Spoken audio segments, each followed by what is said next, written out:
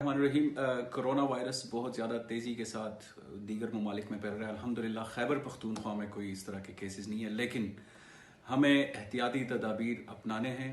اپنے ہاتھوں کو ریگولرلی سینیٹائزر سے اور اس سے 20 سے 40 سیکنڈز تک دھونا ہے، اور اپنے اہل و عیال، اپنے دوستوں کی صحت کا خصوصی خیال رکھنا ہے. ہم نے اس کو پھیلنے نہیں دینا. کسی بھی آؤٹ بریک کی صورت میں پینک بالکل نہیں ہونا، اور حکومت خیبر پختونخوا، ہیلتھ ڈپارٹمنٹ، سب ادارے آپ کی خدمت کے لیے حاضر ہیں. ہم نے اپنی اسٹریٹجی بنائی ہوئی ہے.